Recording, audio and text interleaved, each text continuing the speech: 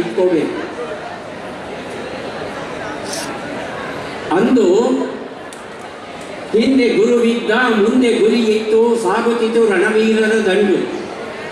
ಇಂದು ಹಿಂದೆ ಗುರುವಿಲ್ಲ, ಮುಂದೆ ಗುರಿ ಇಲ್ಲ, ಸಾಗುತ್ತಿದೆ ರಣಹೇಡಿಗಳ ಹಿಂಡು. ಇದು ಕುವೆಂಪು ಅವರು 60ರ ದಶಕದಲ್ಲಿ ಬರೆದಂಥ ಒಂದು ಕವನ. ಆಗ ಆಗೋದು ಬೇಡ, ಯಾಕಂದರೆ ನಿಮ್ಮಲ್ಲಿ ಇರ್ತಕ್ಕಂಥ ಸಮರ್ಥ ಅಧ್ಯಾಪಕರ ದಂಡು ಏನಿದೆ ಅದು ನನಗೆ ಬಹಳ ಮೆಚ್ಚುಗೆಯಾಗಿದೆ. ರಘುನಂದನ್ ಹೇಗೆ ಅವರು ನಾಟಕ ಮತ್ತು ಕವನಗಳ ಕ್ಷೇತ್ರದಲ್ಲಿ ಅದ್ಭುತವಾದ ಸಾಧನೆಯನ್ನು ಮಾಡಿದ್ದಾರೋ, ರಾಘಂ ಅವರು ಹೇಗೆ ಸೃಜನಶೀಲ ಕ್ಷೇತ್ರದಲ್ಲಿ ಬರಹಗಾರರಾಗಿ ಪ್ರಸಿದ್ಧಿಯನ್ನು ಪಡೆದಿದ್ದಾರೋ, ಹಾಗೆಯೇ ಅಮರೇಂದ್ರ ಶೆಟ್ಟಿ ಅಂತಹ ಓರ್ವ ಕವಿ ನಿಮ್ಮ ನಡುವೆ ಇರೋ ಕಾರಣ ಅವರಲ್ಲಿ ಇರ್ತಕ್ಕಂಥ ಪ್ರತಿಶಕ್ತಿ ಏನಿದೆ ಅದರ ಸಂಪೂರ್ಣ ಲಾಭವನ್ನು ಪಡೆದುಕೊಂಡು ತಮ್ಮ ಬದುಕಿಗೆ ಒಂದು ಮಾರ್ಗದರ್ಶನವನ್ನು ಪಡೆಯಬೇಕಾದಂಥ ಅಗತ್ಯ ಇವತ್ತು ಹೆಚ್ಚು ಕಂಡು ಬರ್ತಾ ಇದೆ. ಹಾಗಾಗಿ ಅವರ ಮಾರ್ಗದರ್ಶನದಲ್ಲಿ ಕೇವಲ ಪದವಿಯನ್ನು ಮಾತ್ರ ಪಡೆಯಬೇಕು ಎನ್ನುವ ಸೀಮಿತ ಗುರಿಯನ್ನು ಇಟ್ಟುಕೊಳ್ಳದೆ ನೀವು ಯಾವುದೇ ಕ್ಷೇತ್ರವನ್ನು ಆಯ್ಕೆ ಮಾಡಿಕೊಂಡ್ರೂ ಆ ಕ್ಷೇತ್ರದಲ್ಲಿ ಮೊದಲ ಸ್ಥಾನದಲ್ಲಿ ನಿಲ್ಲೋದಕ್ಕೆ ಅಗತ್ಯವಾದ ಪ್ರಯತ್ನವನ್ನು ತಾವು ಮಾಡಬೇಕಾಗುತ್ತೆ. ಒಂದು ಉದಾಹರಣೆ ಕೊಡ್ತಾ ಇದ್ದೇನೆ. ಇನ್ಫೋಸಿಸ್ ಸಂಸ್ಥೆಯನ್ನು ಸ್ಥಾಪನೆ ಮಾಡಿದಂಥ ನಾರಾಯಣ ಮೂರ್ತಿಯವರು ಒಂದು ಮಾತನ್ನು ಹೇಳಿದರು. ಪ್ರತಿ ವರ್ಷ ನಮ್ಮ ಇಡೀ ಭಾರತದಲ್ಲಿ 16 ಲಕ್ಷ ಇಂಜಿನಿಯರ್ ಪದವೀಧರರು ಹೊರಬರ್ತಾರೆ. 16 ಲಕ್ಷ. ಆ 16 ಲಕ್ಷ ಪದವೀಧರರಲ್ಲಿ 1 ವರ್ಷದ ಒಳಗೆ ಉದ್ಯೋಗ ಸಿಗೋದು ಕೇವಲ 1 ಲಕ್ಷ ಇಂಜಿನಿಯರಿಂಗ್ ಪದವೀಧರರು ಮಾತ್ರ. ಇನ್ನು ಉಳಿದ 15 ಲಕ್ಷ ಪದವೀಧರರು ಕೇರ್ ಆಫ್ ಫುಟ್ಪಾತ್ ಆಗ್ತಾ ಇದ್ದಾರೆ. ಆ ರೀತಿ ಕೇರ್ ಆಫ್ ಫುಟ್ಪಾತ್ ಆಗಬಹುದಾದಂಥ ಪದವಿಗಳು ಖಂಡಿತ ನಮಗೆ ಬೇಡ. ಹಾಗಿದ್ದ ಮೇಲೆ ಏನು ಮಾಡೋಣ? ನಿಮ್ಮ ಕ್ಷೇತ್ರದಲ್ಲಿ ಪರಿಪೂರ್ಣ ಯಶಸ್ಸನ್ನು ಗಳಿಸಬೇಕು, ಒಂದು ಗುರಿಯನ್ನು ಇಟ್ಕೋಬೇಕು. 2 ಗುರಿಯನ್ನು ತಮ್ಮ ಮುಂದೆ ಇಡ್ತಾ ಇದ್ದೇನೆ. ಮೊದಲನೇ ಗುರಿ, ಪದವಿ ಪೂರ್ಣವಾಗುತ್ತಿದ್ದ ಹಾಗೆ ತಾವು ಭಾರತೀಯ ಸೇನೆಯನ್ನು ಸೇರೋದಕ್ಕೆ ಪ್ರಯತ್ನ ಪಡಿ. ಭಾರತೀಯ ಸೇನೆಯಲ್ಲಿ ತಮಗೆಲ್ಲ ಗೊತ್ತಿರೋ ಹಾಗೆ ಪ್ರಧಾನವಾಗಿ 3 ವಿಭಾಗಗಳಿವೆ: ಭೂಸೇನೆ, ವಾಯುಸೇನೆ ಮತ್ತು ನೌಕಾಸೇನೆ. ಭಾರತೀಯ ಸೇನೆಯನ್ನು ಸೇರಬೇಕಾದರೆ 2 ರೀತಿಯ ಉದ್ಯೋಗಗಳುಂಟು. ಮೊದಲನೇದು ಶಾರ್ಟ್ ಸರ್ವಿಸ್ ಕಮಿಷನ್, ಎರಡನೇದು long service commission. Long service commission ಹೆಸರೇ ಹೇಳುವ ಹಾಗೆ ಒಂದು ಸಲ ನೀವು ಸೇನೆಯನ್ನು ಸೇರಿದರೆ ನಿಮ್ಮ ಜೀವನ ಪರ್ಯಂತ ಸಹಜ ನಿವೃತ್ತಿಯನ್ನು ಪಡೆಯುವವರೆಗೂ ಸೇನೆಯಲ್ಲೇ ಸೇವೆಯನ್ನು ಸಲ್ಲಿಸಬೇಕಾಗುತ್ತೆ.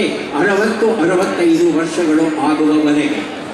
ಅಷ್ಟು ಸುದೀರ್ಘ ಕಾಲ ಸೇನೆಯಲ್ಲಿ ಸೇವೆಯನ್ನು ಸಲ್ಲಿಸೋದಕ್ಕೆ ನಮಗೆ ಮನಸ್ಸು ಇಲ್ಲ ಅಂತ ತಾವು ಭಾವಿಸೋದಾದರೆ ದಯವಿಟ್ಟು ಅಲ್ಪ ಕಾಲಾವಧಿಯ ಸೇವೆಯನ್ನು ಸ್ವೀಕರಿಸಿ. ಶಾರ್ಟ್ ಸರ್ವಿಸ್ ಕಮಿಷನ್ ಅಂತ ಹೇಳ್ತಾರೆ. ಇದು 10 ವರ್ಷಗಳ ಸೇವೆ.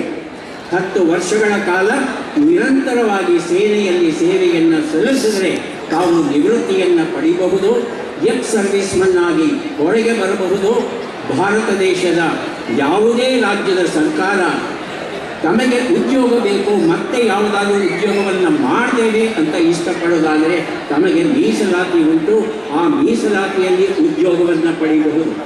ಸೇನೆಯಿಂದ ನಿವೃತ್ತರಾದ ಮೇಲೆ ಆ ಪೆನ್ಷನ್, ಪಿಂಚಣಿ ಏನಿದೆ ಅದು ನಿಮಗೆ ಸಹಜವಾಗಿ ಬರುತ್ತೆ. ಅದು ಕನಿಷ್ಠ 80,000 ರೂಪಾಯಿಗಳಿಗಿಂತಲೂ ಕಡಿಮೆ ಇರಲ್ಲ.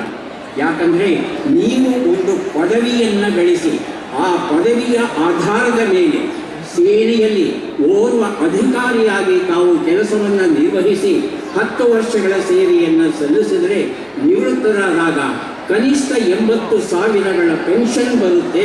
ಜೊತೆಗೆ ಮಿಲಿಟರಿಯಿಂದ ತಮಗೆ ದೊರೆಯಬಹುದಾದಂಥ ಸೌಲಭ್ಯಗಳು ಏನಿವೆ ಆ ಎಲ್ಲ ಸೌಲಭ್ಯಗಳು ದೊರೆಯುತ್ತೆ.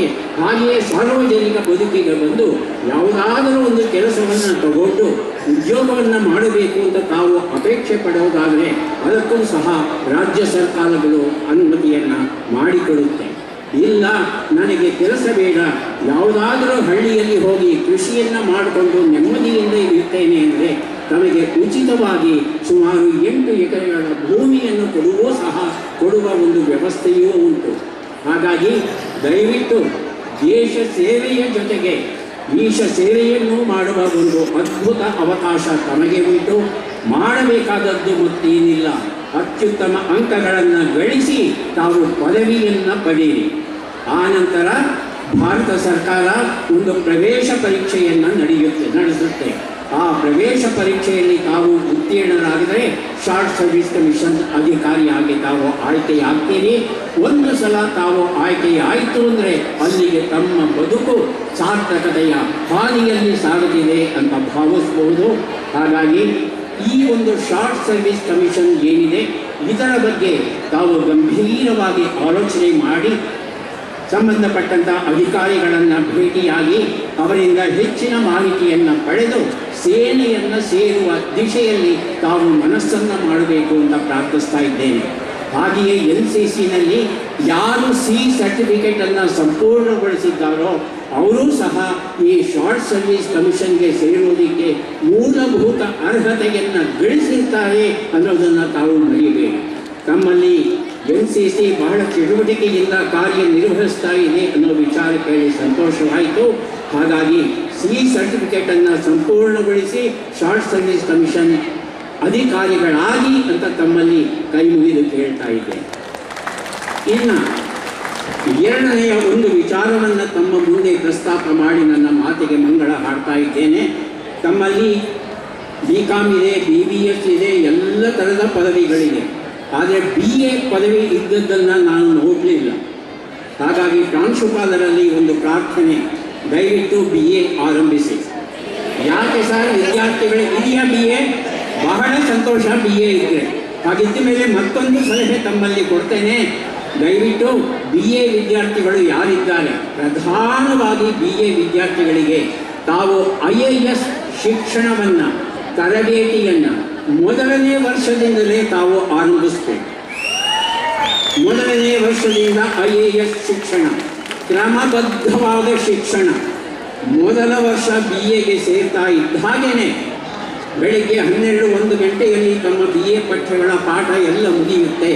1 ಗಂಟೆಯಿಂದ ಸಂಜೆ 6-7 ಗಂಟೆಯವರೆಗೆ ನಿರಂತರವಾಗಿ ಸ್ಪರ್ಧಾತ್ಮಕ ಪರೀಕ್ಷೆಗಳಿಗೆ ಏನು ಸಿದ್ಧತೆಗಳು ಬೇಕೋ ಆ ಸಿದ್ಧತೆಗಳನ್ನು ಹೇಗೆ ಮಾಡ್ಕೋಬೇಕು ಅನ್ನೋದನ್ನು ಪ್ರಾಯೋಗಿಕವಾಗಿ ತರಬೇತಿ ಕೊಡುವ ಒಂದು ವ್ಯವಸ್ಥೆಯನ್ನು ತಾವು ಮಾಡೋದಾದರೆ ಹೆಚ್ಚು ಹಣಕಾಸಿನ ಖರ್ಚು ಇಲ್ಲದೆ ತಾವು ಸ್ಪರ್ಧಾತ್ಮಕ ಪರೀಕ್ಷೆಗಳಲ್ಲಿ ಅಖಿಲ ಭಾರತ ಮಟ್ಟದಲ್ಲಿ ನಡೆಯೋದಕ್ಕೆ ಅವಕಾಶ ಉಂಟು. ಒಂದು ಸರಳ ಪ್ರಶ್ನೆಯನ್ನು ಕೇಳ್ತಾ ಇದ್ದೇನೆ. ಇಡೀ ಭಾರತದಲ್ಲಿ ಅತ್ಯಂತ ದೊಡ್ಡ ಗೂಂಡಾ ರಾಜ್ಯ ಅಂದರೆ ಯಾವುದು? ಇಡೀ ಭಾರತದಲ್ಲೇ ಗೂಂಡಾತನಕ್ಕೆ ಪ್ರಸಿದ್ಧಿಯಾದಂಥ ರಾಜ್ಯ ಯಾವುದು ಅಂತ ಕೇಳ್ತಿದ್ರೆ ಥಟ್ಟಂತ ಉತ್ತರ ಕೊಡ್ತಾರೆ, ಅದು ಬಿಹಾರ.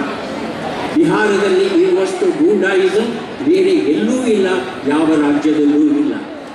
ಹಾಗೆಯೇ ಪ್ರತಿ ವರ್ಷ ಸ್ಪರ್ಧಾತ್ಮಕ ಪರೀಕ್ಷೆಗಳ ಫಲಿತಾಂಶ ಏನು ಬರುತ್ತೆ, ಆ ಫಲಿತಾಂಶದಲ್ಲಿ ಹೆಚ್ಚು IAS, IPS, IFS ಅಧಿಕಾರಿಗಳು ಯಾವ ರಾಜ್ಯದಿಂದ ಬಂದಿದ್ದಾರೆ ಅಂತ ತಾವು ಹುಡುಕೋದಾದರೆ ಅದೂ ಸಹ ಬಿಹಾರದಿಂದ. ಹಾಗಾಗಿ 2 ವೈರುಧ್ಯಗಳನ್ನು ರೂಢಿಸಿಕೊಂಡಿದೆ ಬಿಹಾರ. ಬಿಹಾರದ ವಿದ್ಯಾರ್ಥಿಗಳಿಗೆ ಹೋಲಿಸಿದರೆ ನಮ್ಮ ಕರ್ನಾಟಕದ ವಿದ್ಯಾರ್ಥಿಗಳು ಯಾವ ರೀತಿಯಿಂದಲೂ ಹಿಂದೆ ಬಿದ್ದಿಲ್ಲ. ಅವರು ಅತ್ಯಂತ ಪ್ರತಿಭಾವಂತರು ನಮ್ಮ ವಿದ್ಯಾರ್ಥಿಗಳು. ಅದಕ್ಕೆ ಪುರಾವೆಯಾಗಿ ವಾರ್ಷಿಕ ವರದಿಯನ್ನು ತಾವೆಲ್ಲ ಕೇಳಿದ್ದೇವೆ. ಹಾಗಾಗಿ ಕನ್ನಡಿಗರಿಗೆ ಈ ಒಂದು ಸ್ಪರ್ಧಾತ್ಮಕ ಪರೀಕ್ಷೆಯಲ್ಲಿ ಭಾಗವಹಿಸೋದಕ್ಕೆ ಅವಕಾಶ ಸಿಗೋದಾದರೆ ಅದಕ್ಕಿಂತ ದೊಡ್ಡ ಭಾಗ್ಯ ಮತ್ತೊಂದಿಲ್ಲ. ಇವತ್ತು ಕರ್ನಾಟಕ ಸರ್ಕಾರದಲ್ಲಿ ಇರುವಂಥ IAS ಅಧಿಕಾರಿಗಳ ಪಟ್ಟಿಯನ್ನು ನೋಡ್ತಂದರೆ ಅವರಲ್ಲಿ ಹೆಚ್ಚಿನ ಜನ ಬಂದಿರುವುದು ಉತ್ತರದಿಂದ, ಅದರಲ್ಲೂ ಬಿಹಾರದಿಂದ. ಯಾಕೆ ಕನ್ನಡಿಗರಾದ ನಾವು ಕರ್ನಾಟಕದಲ್ಲಿ ನಮ್ಮ ಆಡಳಿತವನ್ನು ನಾವೇ ಮಾಡಿಕೊಳ್ಳಿಕ್ಕೆ ಸಾಧ್ಯ ಇಲ್ವಾ? ಅಥವಾ ಬೇರೆ ರಾಜ್ಯಗಳಿಗೆ ಹೋಗಿ ಅಲ್ಲಿ ಮಾರ್ಗದರ್ಶನ ನೀಡೋ ಸಾಮರ್ಥ್ಯ ನಮಗಿಲ್ಲವಾ ಅನ್ನೋ ಪ್ರಶ್ನೆಯನ್ನು ಕೇಳಿಕೊಂಡ್ರೆ ಬಹಳ ಬಹಳ ಬೇಸರವಾಗುತ್ತೆ.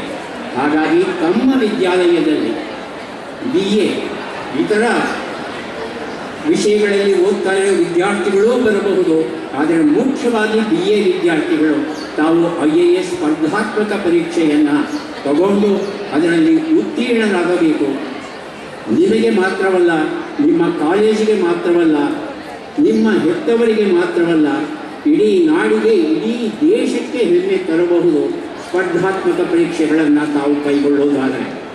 ಹಾಗಾಗಿ ಈ ಶುಭ ಸಂದರ್ಭದಲ್ಲಿ ಮತ್ತೊಮ್ಮೆ ನನ್ನ 2 ಬೇಡಿಕೆಗಳನ್ನು ಸಲ್ಲಿಸ್ತಾ ಪದವಿಯನ್ನು ಪೂರ್ಣಗೊಳಿಸ್ತಾ ಇದ್ದ ಹಾಗೆ ಭಾರತೀಯ ಸೇನೆಯನ್ನು ಸೇರುವ ಬಗ್ಗೆ ತಾವು ವಿಚಾರ ಮಾಡಿ, ಇಲ್ಲ ಸ್ಪರ್ಧಾತ್ಮಕ ಪರೀಕ್ಷೆಗಳಲ್ಲಿ ಭಾಗವಹಿಸಿ ನೀವು ರಾಷ್ಟ್ರ ಸೇವೆಯಲ್ಲಿ ಕೈಗೊಳ್ಳಿ ಅಂತ ತಮ್ಮಲ್ಲಿ ಪ್ರಾರ್ಥಿಸ್ತಾ, ಇದುವರೆಗೂ ನನ್ನ ಮಾತನ್ನು, ನನ್ನ ತೊದಲು ನುಡಿಯನ್ನು ಆಸ್ಥೆಯಿಂದ ಆಲಿಸಿದ